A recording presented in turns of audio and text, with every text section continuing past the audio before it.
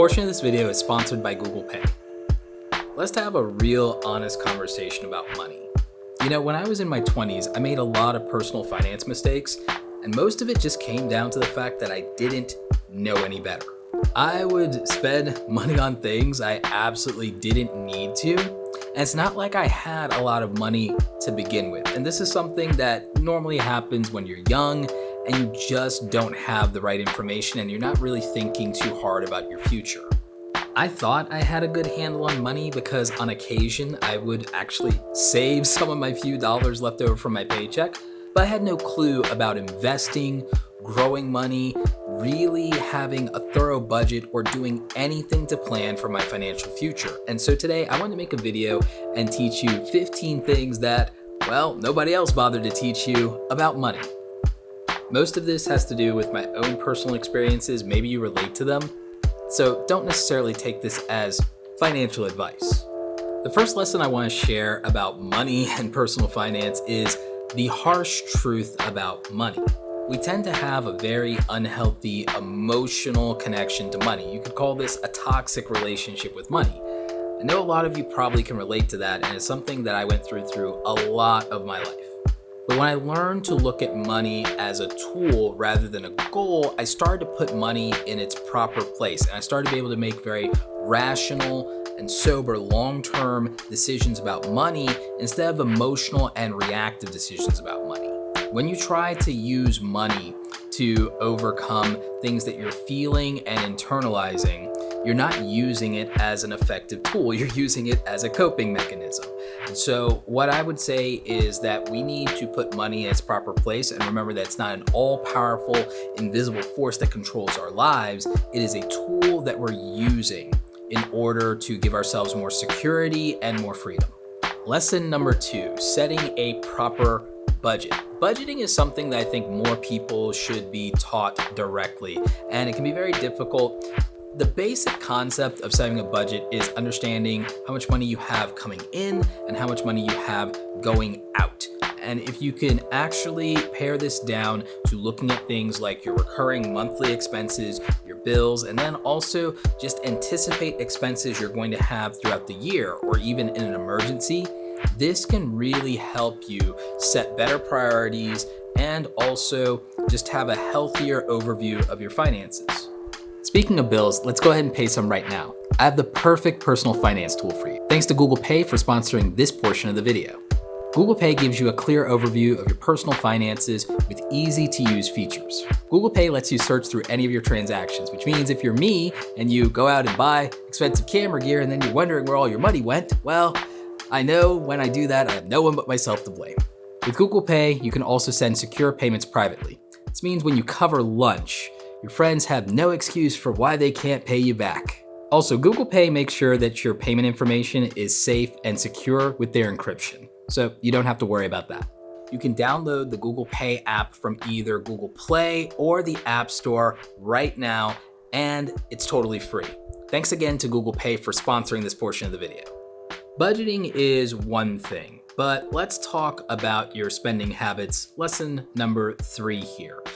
We have to be really honest with ourselves about our spending habits. Sometimes we just need to have a little bit more discipline. I know that this was especially true for me. When I look back at how much money I spent on things like eating out and having junk food, I probably squandered a lot more money than I needed to on things that ultimately didn't make my life any better.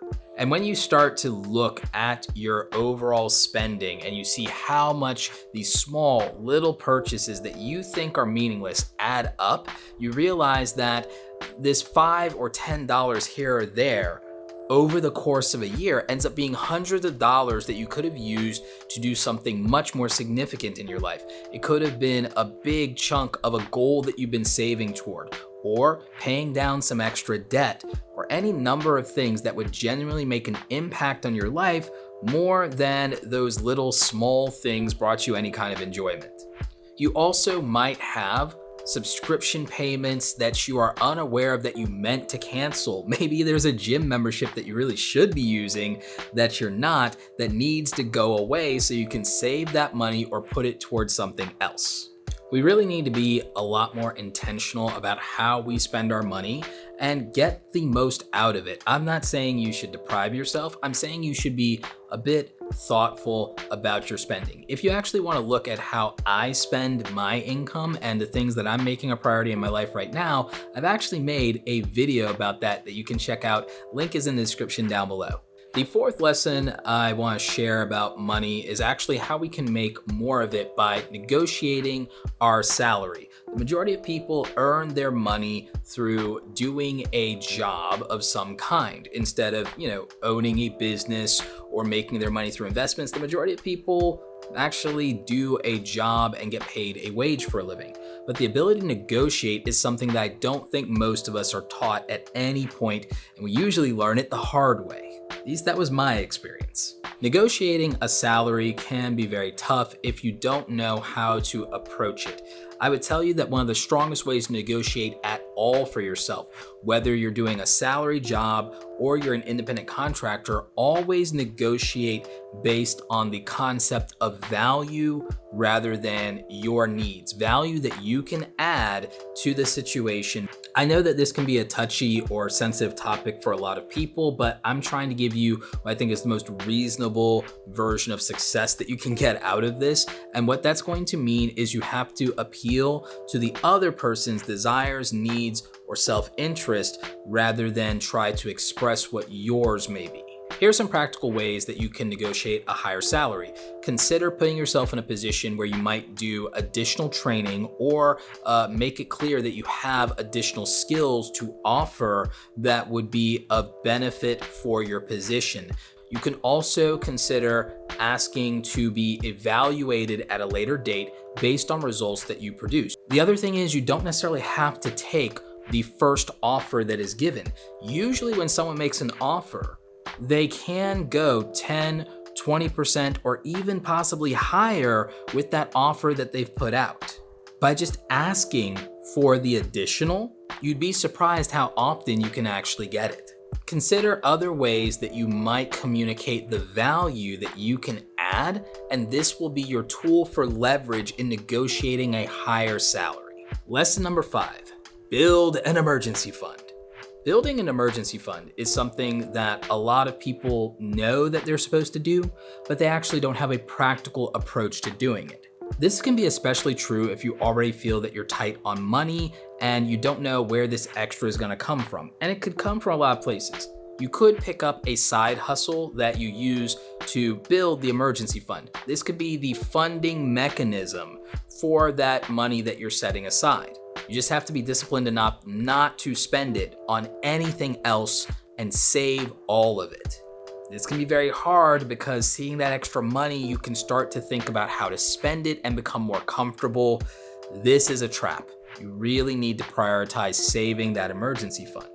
Now, if you don't have the opportunity to create more money with a side hustle, you could also go back to our earlier step of looking at your spending habits and your budget and see if there's anything that you can do without that isn't a necessity.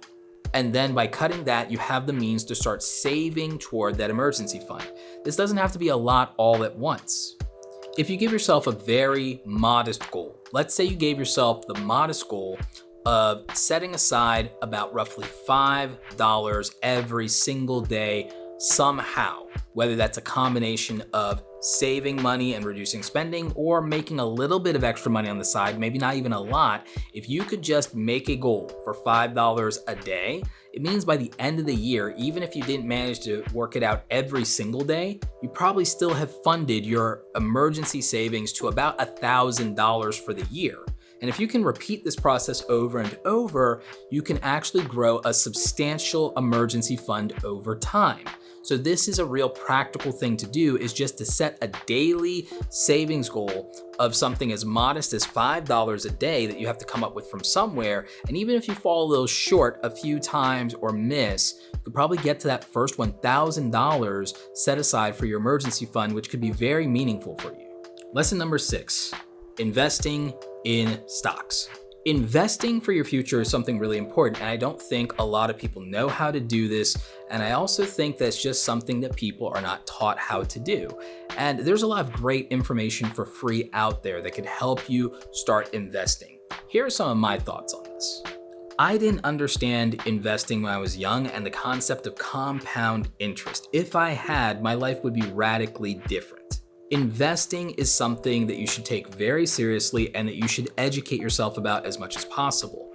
One of the most common ways to invest is to buy what are considered very conservative index funds. More aggressive investors are willing to take risk by buying assets that have high growth potential, but those could be volatile. It means that you could risk losing money, which is the thing you don't want to do.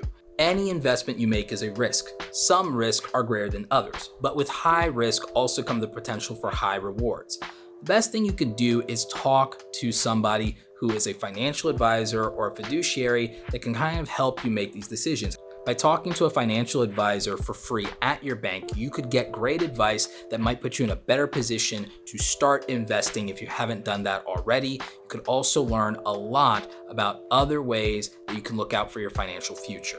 And again, this is something that most people don't even know is an option that they can do.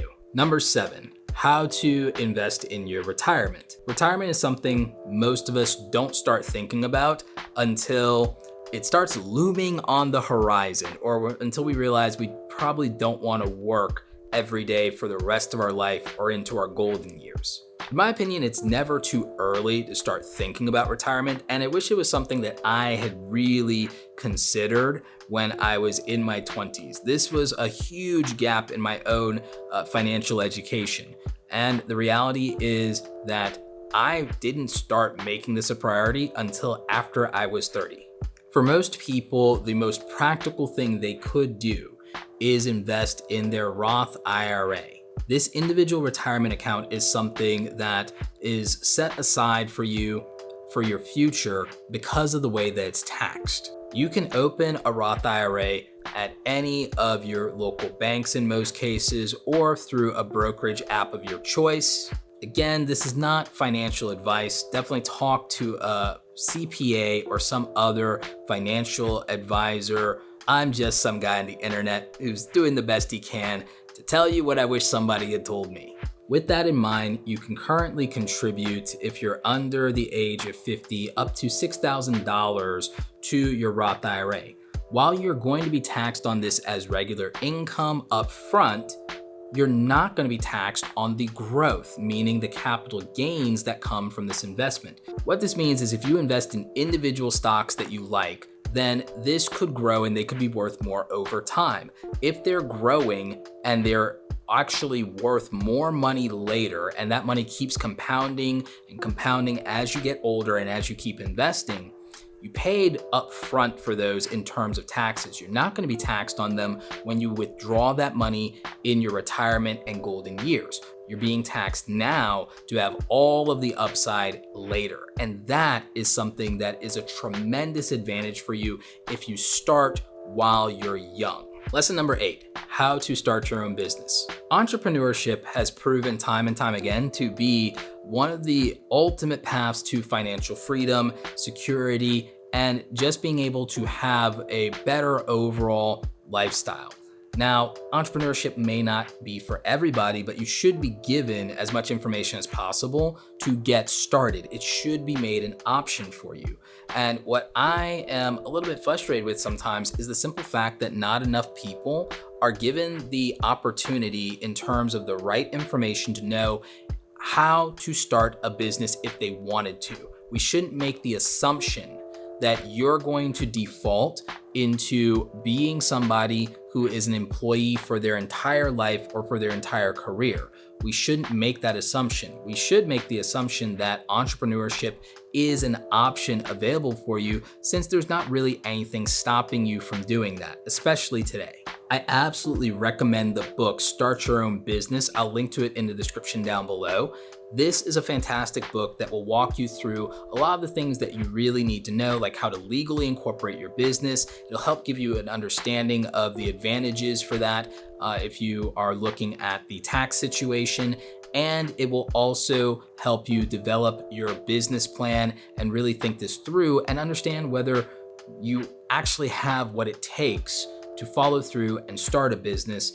You'll be well informed about how to do that properly. And it's a lot cheaper to buy this book than an online course about it. Lesson number 9, how to build good credit. I know a lot of personal finance advice leans away from, credit and debt. And while I kind of subscribe to the idea that credit good, debt bad, that's something that a lot of people just won't tell you. Establishing a good credit score means you have to take out credit. People worry about this because they look at a lot of the information around astronomical credit debt, and maybe they have experiences where people in their family have been burdened by debt, and so they're trying to avoid it. The main thing you should be looking at is how to maximize your credit score while making sure you're not relying on and depending on credit and renting a lifestyle that doesn't make sense and that you can't afford. With discipline and frugality, credit can be a great tool that can be useful in many ways throughout your life, especially as you get older and you want to start doing things long term, like go into a mortgage and get low interest rates, and also qualify for different things that have approvals that are tied to your credit score. Credit score impacts a lot more of your life than you might have been led to believe, and I think that it's worth taking the time to learn how to master this and how to get a good credit score. When I was younger, I had a terrible credit score, and again, I also had some of these bad habits. But I was able, with finding free information on the internet, to raise my credit score, and today it's well over a 750 when it used to be around something like a 550. The shorthand version is do not miss payments on your credit cards no matter what. Try to limit your overall credit usage to 10% or less. The lower it is, the better. Credit inquiries don't really hurt you as much as anything else. The most important thing is to not miss payments, not go into collections, and to keep your spending as low as possible. You also want to start this young if you can, because your credit age is one of the other largest determining factors in your credit score. So once you balance these things out, that's the basics of how to get a good credit score. It largely comes down to maintaining good, disciplined habits over time that prove that you can be trusted to pay back what you owe and that you are reliable. That's really all it is. Credit being short in this case for credibility. Will you honor promises? Will you pay back what you owe? That's all it really comes down to. Nothing to be afraid of. Lesson number 10, frugality and spending less. When people think about spending less, when they think about being frugal, when they think about personal finance, it largely comes off as depriving yourself. It comes off as, not living your best life. And that's couldn't be further from the truth. Frugality often gets a bad rap, and it's the same thing with trying not to spend money. It's looked at as depriving yourself. It's looked at as this great sacrifice that has to be made, when really all it is coming down to really healthy habits. There are a lot of things that we just don't need to spend money on that we do, and it's not something that the lack of would severely impact our quality of life in any meaningful way. If you're gonna spend money on anything, it should be things that improve your overall quality of life. It should be things that make your life better. It should be things that allow you to potentially make more money, have great experiences, improve your health and well-being, or advance your career. But that's not a lot of what we end up spending money on in terms of money that we actually are going to miss. But I think you should figure out how to get more out of things while spending less. And that really just comes down to a lot more discipline, and also just being more thoughtful about how much we are getting out of our money. Number 11, avoiding debt and high interest rates is probably one of the most important lessons there is in personal finance, probably one of the most important lessons in life, and almost nobody will talk to you about it. Whenever you have a loan, whether it's your car note, your mortgage, credit cards, or student loans, and these are the most common types of debt, the thing that really gets you is not the money itself that you're borrowing, not that amount that's called the principal. It's almost always exclusively the interest that really hurts in the end. And the interest and the compounding of that interest over a period of time, the longer it takes to repay the loan, the more money you end up giving up. That is the thing that keeps people in perpetual debt. Whenever you are in a situation where you're getting a loan, look at the interest rates. Even consider looking at something called an amortization calculator, and then put the numbers that you have in your loan agreement in and figure out how much money you will pay the longer it takes to get rid of the debt. What you will find in a lot of cases is that the money you're paying in the principal, you can end up paying about, anywhere from at the end of the lifetime of that loan, you could be paying an additional 20, 30%. I've seen people even end up paying double the amount of the entire loan, depending on how long it takes them to pay it off. And that is something that is costing you more money than you could possibly imagine because you don't have a way to see it right in front of you. And a lot of times when you get into something, they just won't tell you that up front. So you really need to look at these things and understand what they are and what your total real cost is depending on the situation. This is how you can end up reducing the amount of debt that you're going to end up owing and not actually be a victim of these high interest rates. It's kind of one of those read the fine print type of deals. Lesson number 12 is a very harsh lesson, and I'm not sure that everybody fully appreciates it. This one has to do with why some people make more money than others. And while I know that this is a sensitive topic for a lot of people, I just want to tell you something in very practical terms, reduce it purely down to math, and take our emotions out of the equation. One of the key things that I've recognized was different for me about the money I could earn as an employee versus an entrepreneur, I understand not everyone wants to be an entrepreneur, was that as an employee, my ability to earn had a very specific ceiling, largely dictated by the amount of time that I could work. As an entrepreneur, the amount that I could earn was limited by the outcomes that I could produce. And that is a huge distinction. Another difference and distinction was, as an employee, I had a single source of income.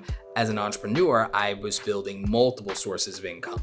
And that also is a key factor. Another difference or another gap that we could look at here is the ability of an entrepreneur to determine their own rates, the amount of money that they make. As an entrepreneur, I can set my rates and prices, and the answer to that is someone is willing to pay it or they are not. In an employee relationship, I wasn't usually able to dictate the upper limit of what my value is. That is something that was set based on factors well beyond my control or at the discretion of my employer. Another factor and gap here is, are you in a position where you can earn money that is actually separated from how you're spending your time in the first place?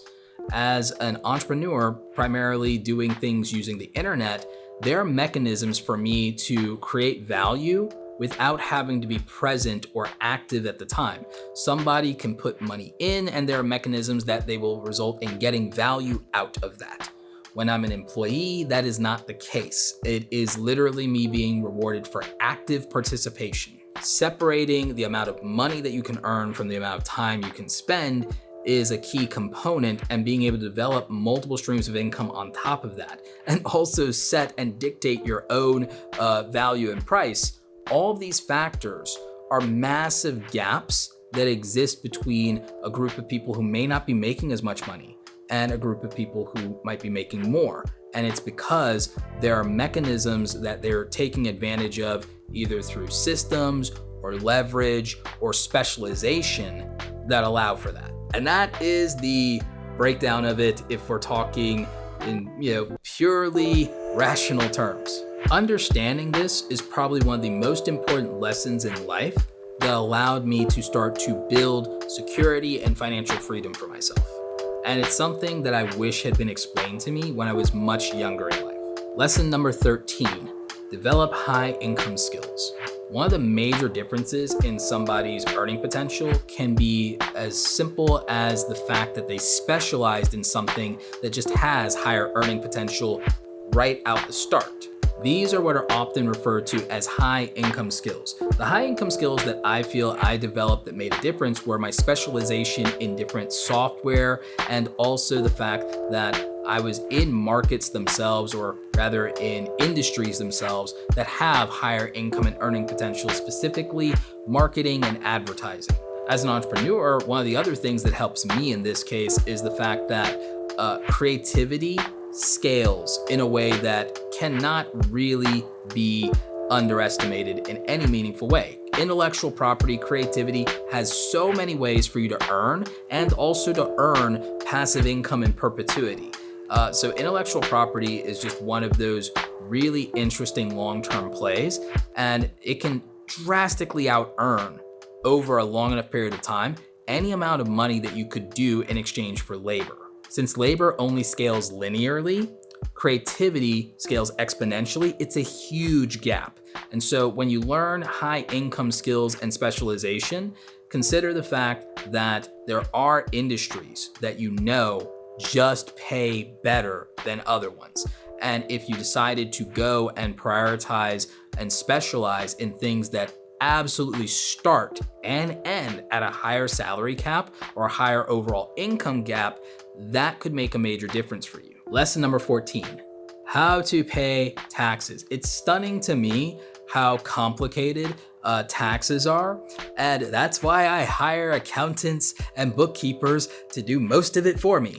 But the minute I started earning any substantial amount of money, I became immediately emotionally overwhelmed with all the complications of how to properly file my taxes. And when I started getting a lot of anxiety around that, it just became time for me to hand that problem over to somebody much more educated about it.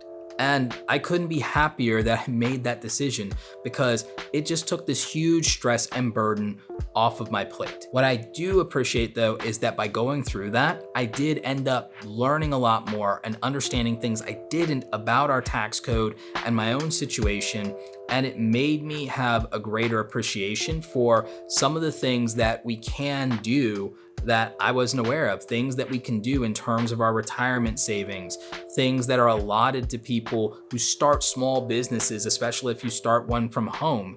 I had no idea that there were so many opportunities to enable us to start to build and grow and get a little bit more financial security if we bother to learn what is available in the first place. And finally, lesson number 15. This is a big one. How to invest in yourself. One of the things that I don't think that any of us really understands is what the best investment in ourselves would look like. We keep hearing that, hey, if you invest in yourself, it's the best investment you'll ever make in your life. But what does that actually mean? For a lot of us, we're told that that means, well, invest in your education. But that often leads to, the caveat of high interest student loan debt. In my case, I went to a local community college and I worked really hard, probably overworked, to not have student loan debt by just doing the best I can and taking classes part-time while working 2 jobs. Not necessarily something I would recommend for most people, but it did mean I wasn't starting my adult life in massive debt, which for a lot of people becomes this huge burden. I do think that investing in your education is massively important and probably one of the fundamental secrets to my own success, even though it's not much of a secret. My answer to that was that I invested heavily in books, but I also invested in my skills, my gifts, my, God-given abilities in terms of my creativity, my intellectual curiosity, and my ultimate desire to improve myself. I also think that investing in your health, your wellness, personal care is one of the better long-term investments, because ultimately, you kind of need your body to do all the things. So by investing in the improvements of your mind, your body, and also your emotional well-being, investing in experiences that enrich you as a person, and then also nurturing any natural gifts or talents or interests you might have, I think that those are very powerful, worthwhile investments, and that they are the most practical way to invest in yourself, whatever that looks like for you. In terms of my skills and my abilities, for a lot of that meant investing in the tools of my trade or things that could allow me to hone my craft, things that could help me earn more money, or things that would save me time and frustration. And so I feel that when you invest in these things that directly benefit you long term and better your life and improve your ability to perform at anything, these are great investments in yourself and your future. Question of the day: what is the most useful lesson you took away from today's video? Let me know in the comment section. Also, let me know if there's something you want me to do a deep dive on, and I'll try and make that video for you. If you enjoyed this video, consider watching my video on the rules of money. That's gonna be linked in the description down below. Also, if you're looking to make more money, I have a great playlist for making money online that is also on the description down below. As always, thank you so much for watching, and don't forget, go out there and create something awesome today. Take care.